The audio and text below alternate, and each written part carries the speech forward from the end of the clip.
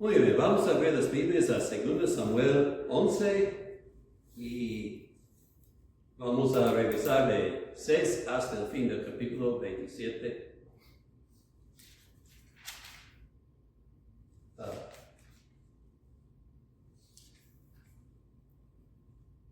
Voy a comenzar leyendo con 6 y luego saltaré hasta el fin. 2 Samuel 11, versículo 6.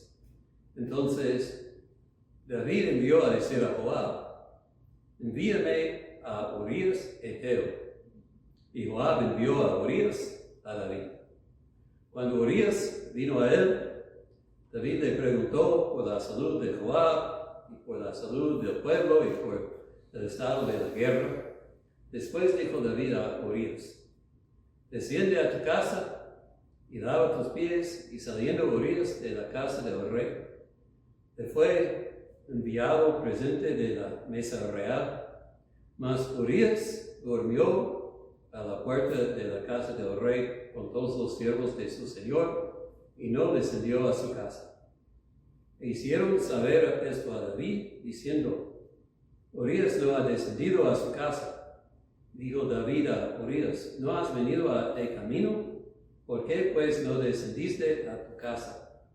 Y Urías respondió a David: el arca e Israel y Judá están bajo tiendas, y mi señor Joab y los siervos de mi señor en el campo, y había yo de entrar en mi casa para comer y beber y a dormir con mi mujer. Por vida tuya y por vida de tu alma, que yo no haré tal cosa. Y David dijo a Urías: quédate aquí aún hoy y mañana te despacharé. Y se quedó Urías en Jerusalén aquel día y el siguiente, y David lo convidó a comer y a beber con él hasta embriagarlo. Y él salió a la tarde a dormir en su cama con los siervos de su señor, mas no descendió a su casa. Venida la mañana, escribió David a Joab una carta, la cual envió por mano de Urías, y escribió en la carta, diciendo: poned a Urías al frente en lo más recio de la batalla, y retiraros de él para que sea herido y muera. Y eso pasó luego en versículo 26. Oyendo la mujer de Urías que su marido Urías era muerto, hizo duelo por su marido, y pasado el luto envió David y la trajo a su casa, y fue a ella su mujer, y le dio a luz un hijo. Mas esto que David había hecho fue desagradable ante los ojos de Jehová. Vamos a orar. Padre, te pedimos que bendigas la aplicación de tu palabra para que tú seas honrado y glorificado, y para que nosotros escapemos del pecado. En nombre de Cristo. Amén. Bueno, el domingo pasado comenzamos a considerar esto lo que llamamos a David y Betsabé, y vimos que probablemente contribuyeron a la caída de David cosas como él induciendo a la carne por tomar muchas esposas, y también descuidaba sus obligaciones, y él estaba descansando mientras sus soldados estaban en la guerra. Y vimos que esto pasó en un tiempo en la vida de un hombre grande de Dios que no esperaríamos. Y por todo eso es un aviso a nosotros, que el que piensa estar firme, mira que no caiga. Ahora vamos a ver que el pecado consumado da a luz la muerte. Betsabé es encinta, y David quiere cubrir su adulterio. Entonces envía a Joab y dice: Joab, envíame a Urías. Y Su idea es que Urias viene y pasa tiempo con su esposa y piense que cuando se nace un bebé, que Urias piense que es suyo.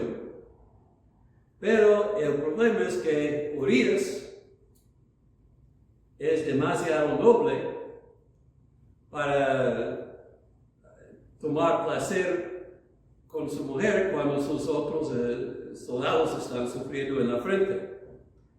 Y hay una ironía aquí muy grande, que Urias es eteo.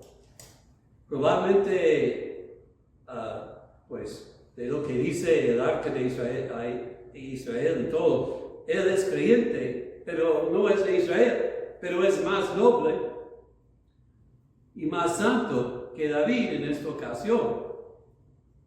Y entonces David no puede seducir, si decimos así en esta ocasión. Entonces la próxima noche lo hace un borracho, esperando que esto persuada a Urias ir a su esposa, pero tampoco lo hace. Y cada día David cae un poquito más en el engaño y en el pecado, hasta que no ve otra manera y envía a Urias tras al ejército con una nota, carta a Joab, diciendo a Joab, mate a Urias. Un cordero yendo a la matanza. Y hay algo importante que debemos observar. David no traía coraje contra Urias. No odiaba a Urias, pero de todo modo Urias tenía que morir porque no hizo lo que David quiso. Y Joab hace lo que es debido, y varios hombres, incluyendo a Urias, mueren. Entonces David está aún aumentando a su culpabilidad por culpa, porque ahora mató no solamente a Urias, pero otros también. Pero en los ojos de David ya quedó el asunto bien. No hay esposo que va a quejar que yo embaracé a su esposa. Entonces, después del tiempo del luto, David se casa con Betsabé y no hay escándalo. Así quizás piensa él, pero va a aprender muy diferente cuando llegamos a capítulo 12. Bueno, vamos a observar unos principios que se presentan aquí. Y estoy pensando mayormente en el versículo 27, primero. El Señor ve todo pecado, aun cuando Él no lo trata inmediatamente. Esto que David había hecho fue desagradable ante los ojos de Jehová. El Señor queda silente, no hace nada ahorita. Y algunos preguntan, pues, ¿por qué? El Señor pudo haber parado a David en cualquier punto, ante su adulterio, antes que murió Urias, etc. ¿Por qué permitió David hacer esas cosas tan malas? Pues, uno podría decir, quizás para probar su corazón, quizás para poner ejemplo para los demás de nosotros, avisarlos que iremos para que no caigamos. Pero en el fin, no sabemos por qué Él hace las cosas que hace. Solamente tenemos que decir, Él es Dios. No podemos explicar por qué permite la maldad que hacen los hombres. Confiamos en Dios, que Él, quien dejó morir su propio Hijo inocente, tenía razón con Jesús y tiene razón cuando permite injusticias en nuestras vidas y en otros tiempos. Y debemos recordar, si es David o es hombre en nuestro día, el Señor puede usar la maldad que los hombres intentan para bien. Y cuando somos molestados por la injusticia, debemos decirnos, calmarnos, Dios sabe lo que hace, y debemos recordar lo que Pedro dice en su segunda carta 3:9. El Señor no retarda en su promesa, es venir el juicio. El Señor no retarda su promesa según algunos la tienen por tardanza, sino que es paciente para con nosotros, no queriendo que ninguno perezca, sino que todos procedan a arrepentimiento. El Señor va a castigar el pecado en su tiempo, en el tiempo correcto. Si puedo decirlo así, su enfoque ahorita no es castigar el tiempo, es salvar a las almas perdidas que va a salvar antes de que ellos perezcan eternamente. Él tiene prioridades diferentes de nosotros, porque Él sabe más que nosotros. Entonces, si somos tentados a pensar que el Señor no es bueno, debemos recordarnos.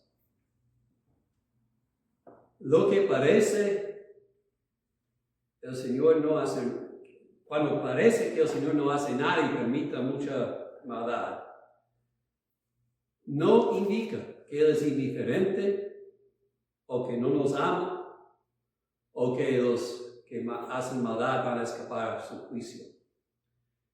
Es que tiene otros propósitos ahorita. El Señor sí ve, y es desagradable a Él cualquier pecado que se hace. Y el juicio viene en el tiempo correcto. Vino a David, y viene a los demás, a nosotros también, y esto debemos recordar. Entonces, por eso también, cuando somos tentados a pecar, debemos recordar a nosotros que el Señor ve, es desagradable en sus ojos cuando nosotros pecamos. David fue muy ansioso cubrir su pecado aquí. Una vez hecho. 2 veces piensa que su pecado es oculto. Primeramente, ya fue Betsabé a su casa, todo está bien. No está en cita. Ok, ahora Urias es muerto, todo está bien. Yo voy a decirles algo. Lo dudo mucho que su pecado fue escondido de los hombres, mucho menos de Dios. Cuando hay alguien que sabe algo, dice a alguien, y ellos repiten. Y dos en su casa sabían que había pasado la noche con Betsabé, que había pedido que ella venga y que la había enviado otra vez. Y sabían lo que que David había pedido a Urias venir y salir y todo esto. Entonces, es dudable que él engañó a los de su casa. Y ciertamente Joab estaba enterado que David quiso que Urias muriera, aun si Joab no sabía por qué. Pero la verdad más importante es, si aún David engañaba a los hombres, no escondió su pecado de Dios. Y si Dios sabe, Él puede revelarlo en cualquier momento. Entonces, si David pensaba que pudo esconder su pecado, indica que no entendió la verdad que Jeremías dice que David pensaba que pudo esconder su pecado. Indica la verdad de Jeremías 17:9, dice: engañoso es el corazón más que todas las cosas y perverso. David engañaba a una persona en verdad, a sí mismo, porque el pecado no se puede cubrir. Y voy a decirles, yo veo a mí y a todos los hombres en David aquí. Porque ¿qué pasa? Todos nosotros, por un impulso, hacemos algo malo, pecamos. Y luego decimos, yo voy a cubrirlo para que nadie se entere. Pero la verdad es que no podemos esconder el pecado. Y yo creo que la tentación es aún peor con creyentes. Porque nosotros pensamos, tengo que pensar en mi testimonio, tengo que parecer bien a los hombres, entonces es más grande la tentación cubrir el pecado y pretender que somos justos e inocentes. Mira a David. Si David quiso buena reputación, nunca debe haber investigado quién era Betsabé. Aprendiendo que estaba casada, nunca debe haberla traído a su casa. El problema es que David y nosotros pensamos en esas cosas después de que pecamos.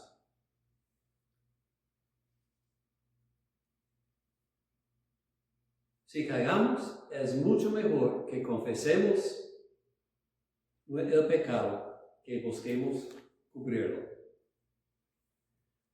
Un sincero, yo pequé, yo me equivoqué, es mejor que pretender inocencia.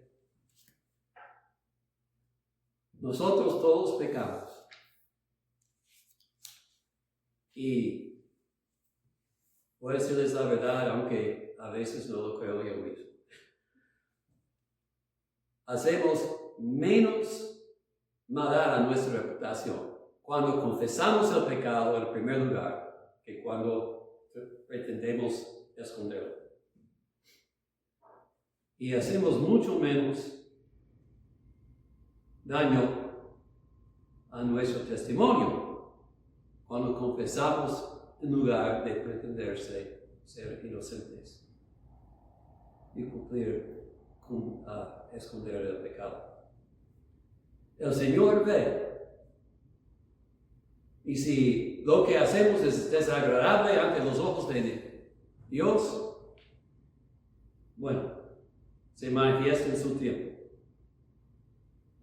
En Números 32, versículo 23, dice, pues ser seguro, tu pecado te alcanzará.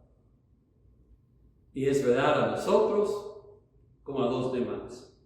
A pesar de todos sus esfuerzos, el pecado de David llegó a ser bien conocido hasta que hablamos de él hoy día y sabemos que envió una carta a Joab y todo lo que pasó. No sé si fue revelado antes de que Natán hablaba con David o después, pero no importa. Salió. Y todo nuestro pecado va a ser manifiesto también. Si no ahorita, en el día del juicio, entonces es mejor primero no pecar. Pero si pecamos, que confesar que es pecado y pedir perdón y no pretendernos ser inocentes cuando somos culpables. Y cuando Números dice, tu pecado te alcanzará, no solamente dice que se revelará, pero que van a ser consecuencias por el pecado.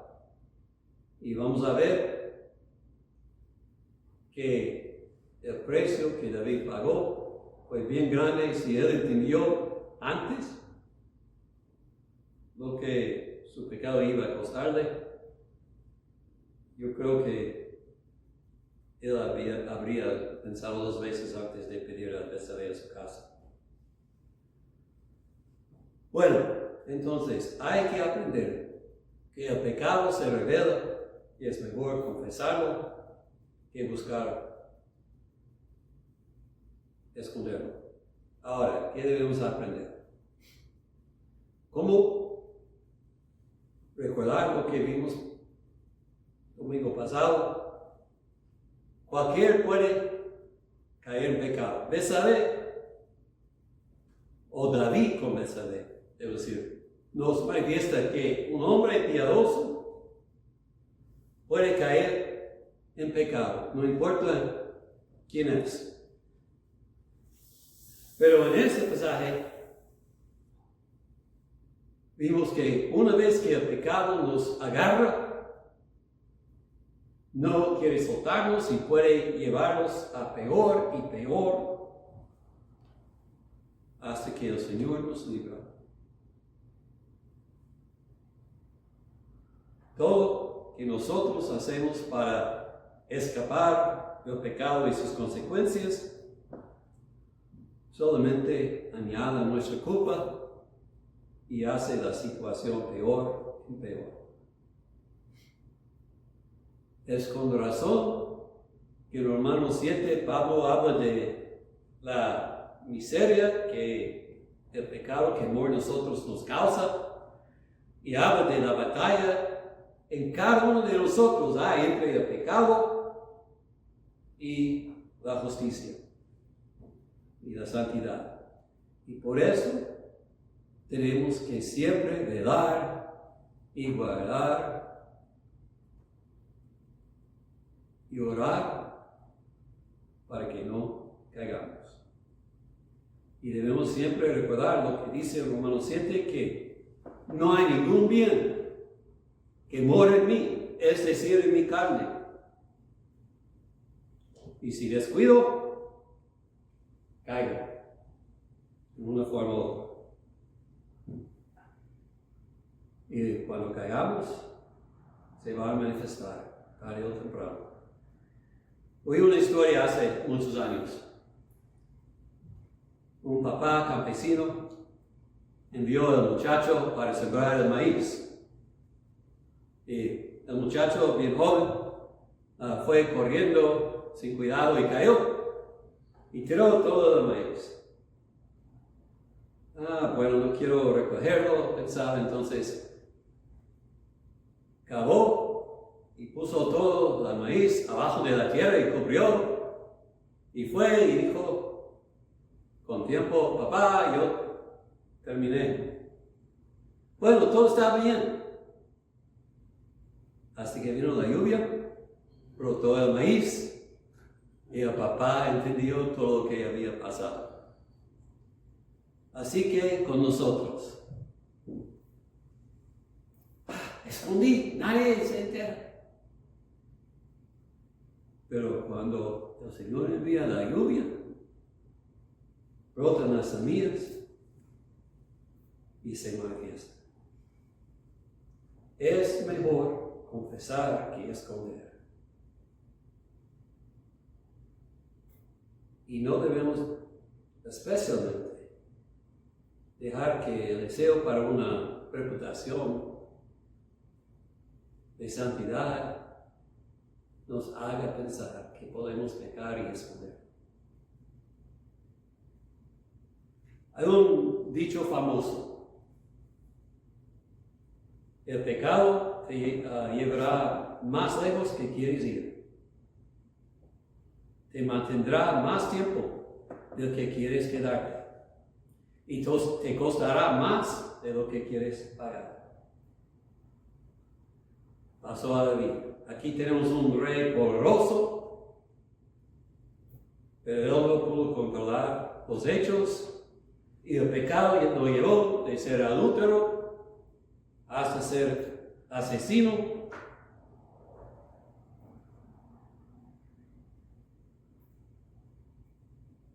Él no pensaba matar a Urias, pero cuando la esposa de él fue encinta y Urias fue de derecho, hombre santo, David tuvo que hacer lo que tuvo que hacer en su mente para proteger su reputación. Él no más quiso una vida de diversión, una esposa de otro hombre, pero mira que quedó asesino. Y mira toda la tristeza, o vamos a ver toda la tristeza que esto le causó en su vida después, en su familia.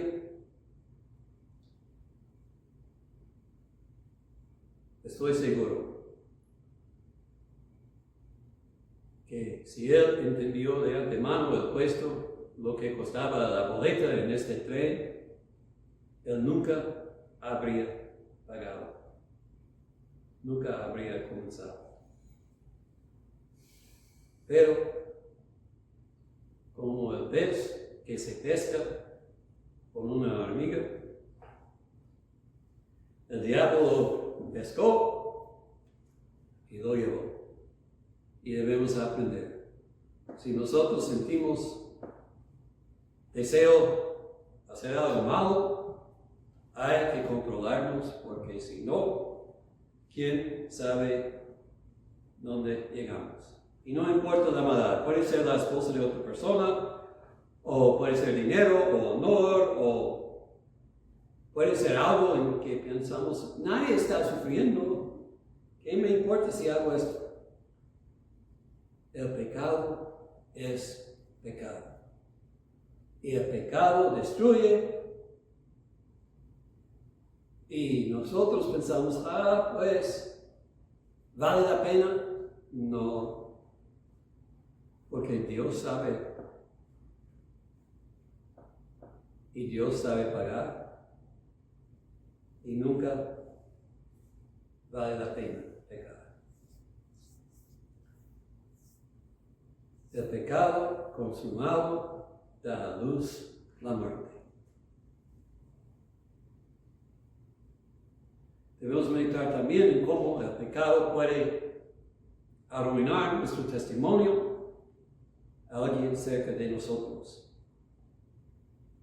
Joab, David ya lo ha criticado por matar a Abner, el general de Saúl.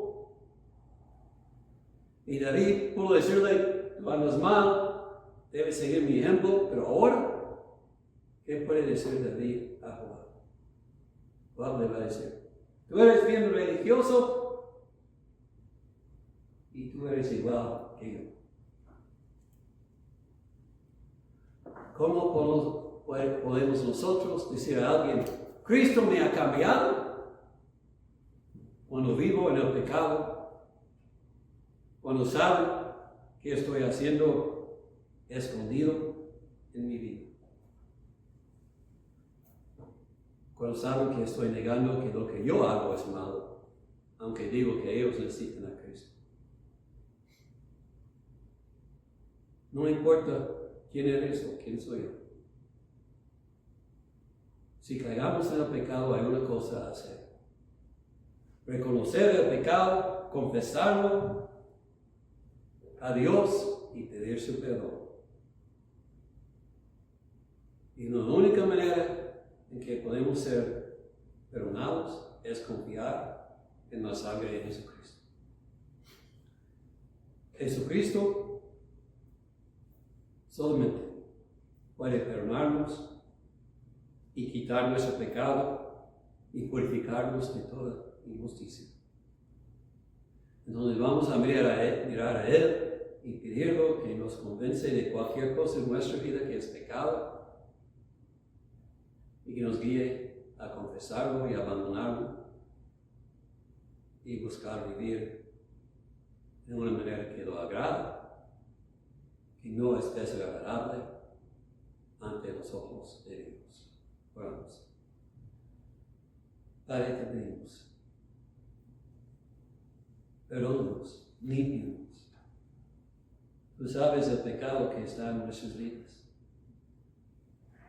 Hazlo manifiesto a nosotros para que nos arrepentimos. Ayúdanos en abandonarlo, entregar todo a ti. Oh Señor, tú sabes lo que está en nuestros corazones. Denos corazón nuevo, puro, consagrado a Cristo. Perdónanos cuando caigamos.